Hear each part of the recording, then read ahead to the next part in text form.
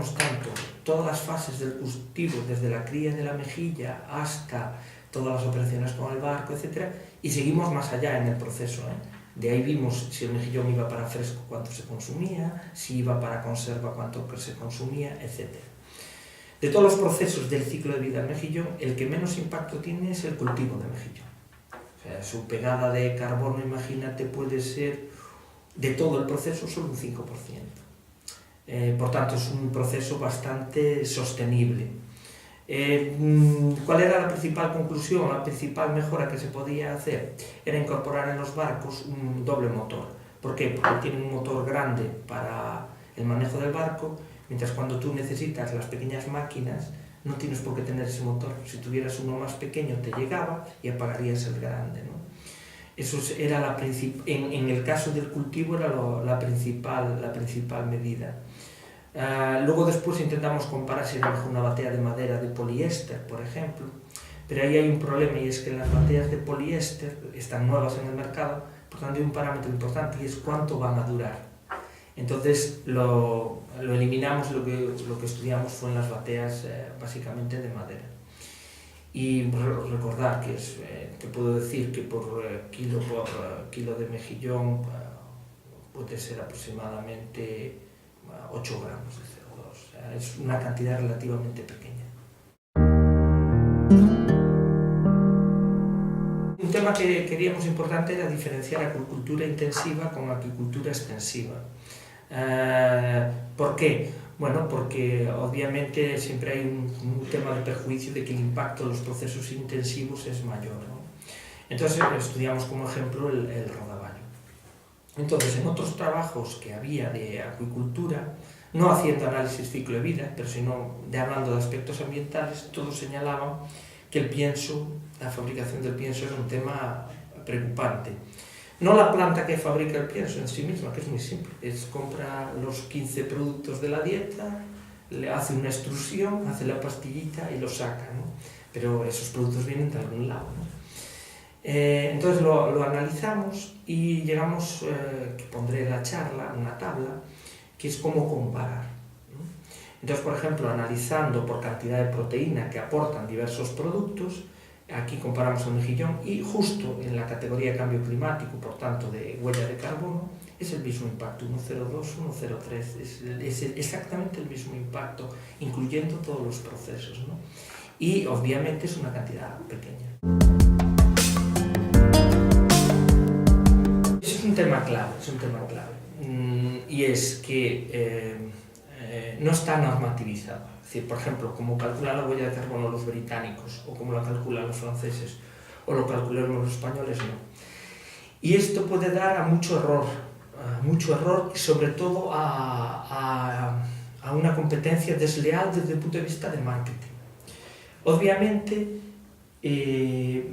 yo abogaría porque la huella de carbono estuviese bajo el paraguas de una directiva europea. Esto es lo mejor, porque eso implicaría una metodología de cálculo común para todos nosotros.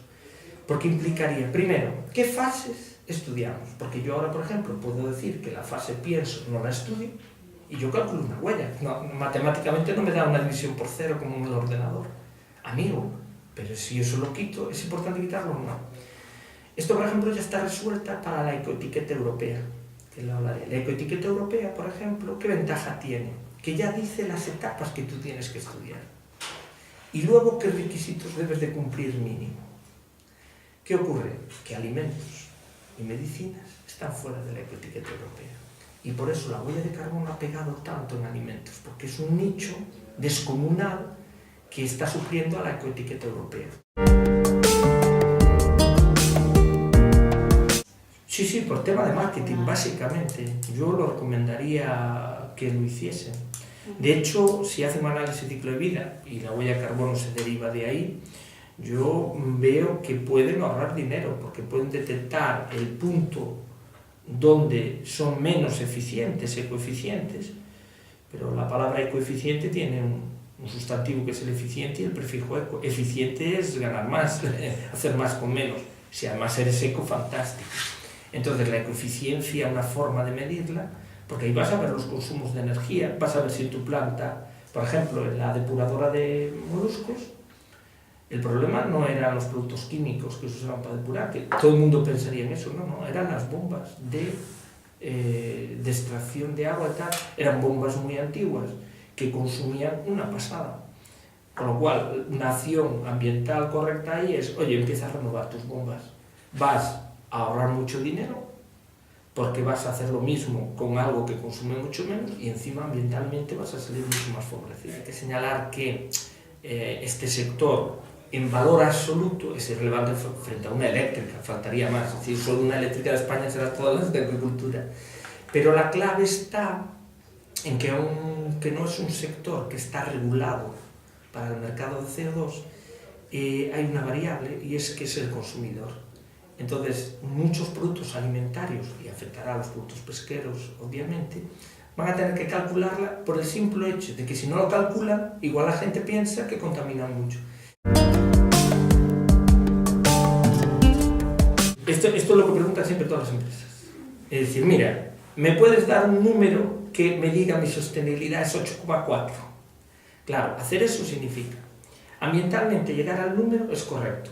La metodología que hoy en día más se aplica es la análisis de ciclo de vida. La ciclo de vida te va a dar un número. Desde el punto de vista de economía, que es el otro vértice, también podemos llegar a un número. Economía ambiental, podemos llegar a un número, no hay problema, porque la clave es todo lo que es economía ambiental, lo que hacen es todos los costes que se externalizan, contabilizarlos en la cuenta de explotación, es su filosofía. Bien, ponderar entre los dos es donde ya empezamos a tener dificultades, es decir, porque yo voy a sumar un número a otro que su cálculo representa cosas diferentes. Entonces, la ponderación, ahí hay un problema. Y el tercer vértice de la social es donde hay más problemas para llegar a un número. Es donde hay más problemas para llegar a un número. Porque claro, que tenga tantos hombres como mujeres la empresa, ¿cómo se puntúa eso? Por tanto, sacar un índice de sostenibilidad, un número de los tres no existe. Lo que más se aproxima es lo que se llama gestión del ciclo de vida, el Life Cycle Management, el LCM, las siglas en inglés, que intenta, digamos, se está trabajando en él desde hace 10 años, hay un congreso, de hecho, específico cada 2 años, el próximo es el año que viene en Berlín, donde se intenta, es decir, se intenta llegar a lo que tú dices, es decir, a cómo valoramos cuantitativamente la sostenibilidad.